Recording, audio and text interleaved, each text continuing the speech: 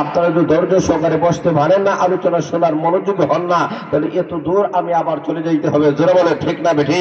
তাহলে আজকে লক্ষ্য করে দেখেন, সাধারণ দেশের মানুষের ইমান স্পিড আজকে কমে গেছে, যার কারণে বেঈমান কাফেররা, নাস্তিক মুরতাদরা, ইসলামের শত্রুরা, ইসলামের বিরোধীরা তাদের ইয়াতামগুলো বাংলাদেশে বাস্তবায়ন করতেছে। জোরে বলেন ঠিক না বেঠি? আর জোরে বলেন ঠিক না বেঠি? আজকে বাংলাদেশকে নিয়ে ষড়যন্ত্র চলতেছে, আন্তর্জাতিক ষড়যন্ত্র। কথা বলেন ঠিক না ঠিক? বাংলাদেশে সমস্ত বেঈমান কাফেররা আজকে তাগুতি শক্তিগুলো ঐক্যবদ্ধ হয়ে গেছে বাংলাদেশের ইসলামের মূল্যবোধটাকে নষ্ট করার জন্য, উলামায়ে কেরামের মূল্যবোধকে নষ্ট করার জন্য। আর আমরা বলতে চাই, আমাদের জান মাল দিয়ে আমরা উলামায়ে কেরাম ইসলামের মূল্যবোধ আমরা অতীতেই রক্ষা করেছি, ভবিষ্যতে রক্ষা করবো। জোরে বলো ঠিক না ঠিক? কারণ এই দেশে ইসলাম অটোমেটিক আসে নাই, এই দেশ ইসলামের দেশ। আর যারা বলেন না, এই দেশ কোরআনের দেশ, এই দেশ আলিম ওলামাদের দেশ, এই দেশ মসজিদ মাদ্রাসার দেশ। কথা বলেন ঠিক না ঠিক? যেই বাংলাদেশে 95% মুসলমান জাতি, সেই বাংলাদেশের শুধুমাত্র কোরআন থেকে শুরু তাফসীর মাহফিলের মধ্যে সীমাবদ্ধ করলেই হবে না, শুধু মসজিদ মাদ্রাসায় কোরআনকে সীমাবদ্ধ করলে হবে না। এই কোরআনের মাধ্যমে আমাদের সমাজ বিনির্মাণ করতে হবে, এই কোরআনের মাধ্যমে আমাদের রাষ্ট্র পরিচালনা করতে হবে। কথা বলেন ঠিক না ঠিক? এতদিন পর্যন্ত কোরআনের আলোচনা শুধু তাফসীর মাহফিলে শুনেছেন, মসজিদ মাদ্রাসায় শুনেছেন, আগামীতে কোরআনের আলোচনা সংসদ ভবনেই চলবে। কথা বলেন ঠিক না ঠিক? অতএব কোরআনের প্রেমিকদের দরকার আছে কি নাই? জোরে বলেন আছে কি নাই? আমরা দেখতে পেরেছি বাংলাদেশের, লক্ষ্য করে দেখেন বাংলাদেশের অবস্থা অত্যন্ত ভালো। সারা বিশ্বের অবস্থার দিকে লক্ষ্য করে দেখা যায়, সারা বিশ্বে মুসলমান জাতিরা বেঈমান কাফিরদের হাতে যেমন নির্যাতিত নিষ্পেষিত হচ্ছে, বাংলাদেশের মুসলমানরা এক হয়ে তারা কাজ করবে, তারা সারা বিশ্বকে দেখাই দিবে এই বাংলাদেশে কোরআনের রাজ কায়েম হবে, কোরআনের রাজ কায়েম হবে, ইসলামের রাজ কায়েম হবে। সেই দিন আর বেশি দূর নয়। জোরে বলেন ঠিক না ঠিক? অতএব আমাদের কি ঘুমায় থাকলে হবে? আর জোরে বলেন হবে? আমাদের কি ঘুমায় থাকলে হবে না? সারা বিশ্বের মধ্যে কোরআনের রাজ কায়েম হয়ে গেছে। জোরে বলেন না সুবহানাল্লাহ? ধীরে ধীরে সারা বিশ্বটা মুসলমানের করাইতে আসতেছে। সিরিয়াও বিপ্লব হয়ে গেছে। আর আসতে বলে জোরে বলেন না সুবহানাল্লাহ?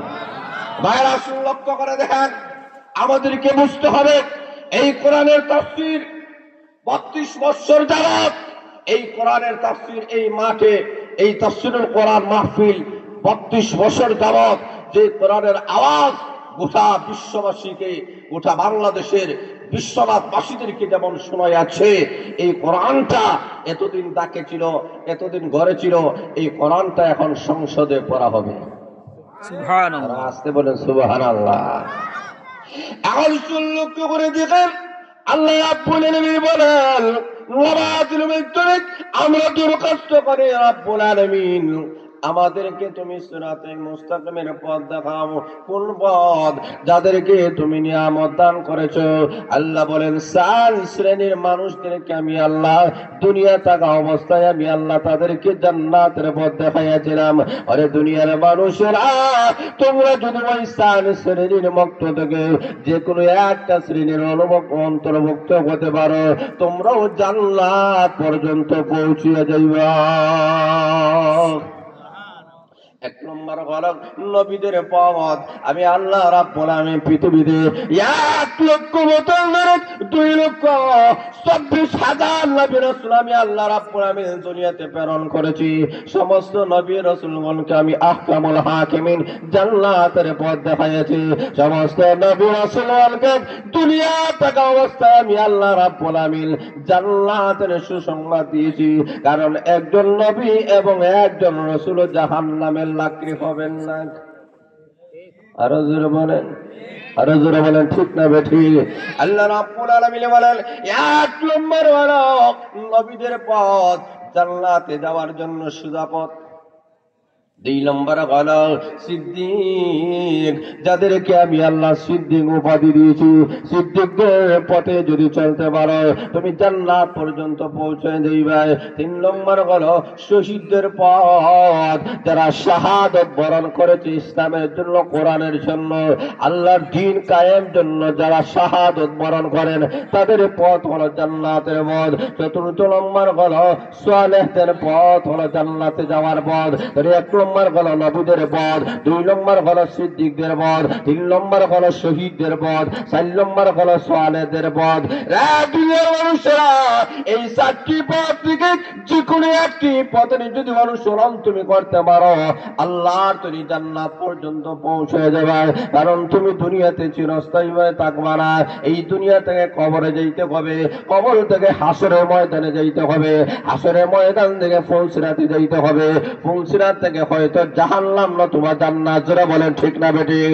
আল্লাহ রাব্বুল আলামিন বলেন এই চার শ্রেণীর মানুষের অন্তর্ভুক্ত যদি তুমি হতে পারো, তাদের অনুসরণ অনুকরণ যদি তুমি করতে পারো, আল্লাহর তুমি জান্নাতের মেহমান হয়ে যাইবে। অতএব তুমি তো আজ নবী হতে পারবে না, নবী হওয়ার মতো যোগ্যতা আমাদের আসেনি। আর জোরে বলেন, কারণ নবী ইলেকশনের মাধ্যমে হয় না, সিলেকশনে।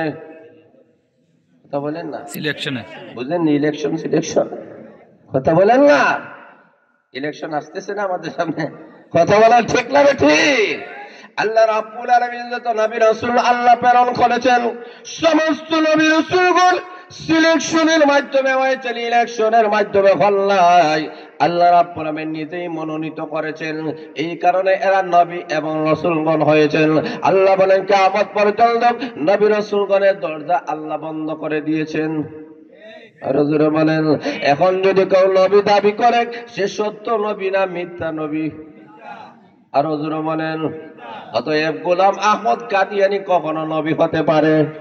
আর জোরে বলেন, গোলাম আহমদ কাদিয়ানী নবী হতে পারে? অতএব আমাদের একটাই দাবি করো, আগামী ইলেকশনের মাধ্যমে এমন ব্যক্তিদেরকে সংসদের মধ্যে আমাদেরকে পাঠায় দিতে হবে। কারণ বাংলাদেশের স্বাধীনতার পর থেকে নিয়ে এই পর্যন্ত আমরা যতই ক্ষমতা, যারা ক্ষমতার মধ্যে এসেছে তাদের কাছে আমরা দাবি পেশ করেছি। কারণ কাদিয়ানীদেরকে অমুসলিম ঘোষণা করতে হবে, করতে হবে, করতে হবে। শুধু দাবি আর দাবি, দাবি আর দাবি করেছি। জোরে বলেন ঠিক না বেঠিক? এখন লক্ষ্য করে দেখেন আগামী যে নির্বাচন আমাদের সামনে আসতেছে, শুধু দাবি নয়, ইসলামী ব্যক্তিগুলোকে যদি সংসদে পাঠাইয়া দেওয়া যায় দাবি করা লাগবে না, ওরা দাবি আদায় করে নিবে। আর জোরে বলেন ঠিক না বেঠিক? কারণ সাধারণ